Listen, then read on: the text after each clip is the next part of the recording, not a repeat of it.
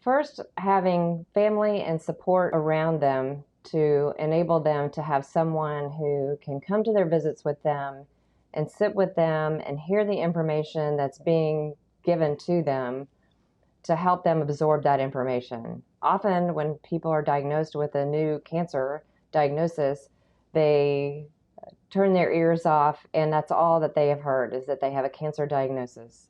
And so having friends and family that are able to come to the appointment with them to help them absorb that information and ask the questions that patients may not think to ask at the time of the appointment can be very helpful.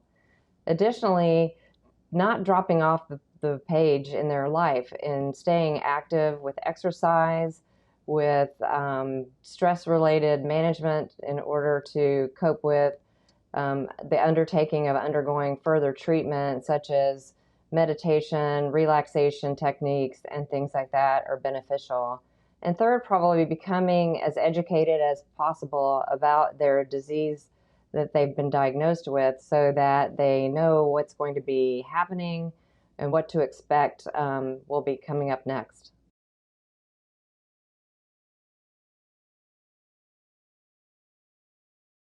I always have hope for patients who have potentially poor prognosis.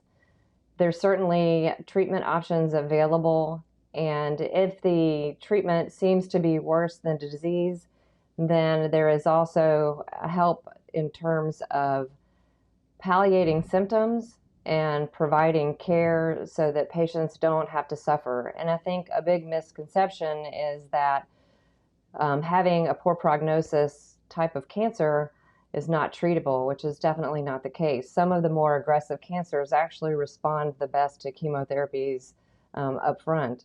So keeping a positive outlook and trying to do things to relieve stress can help in that situation.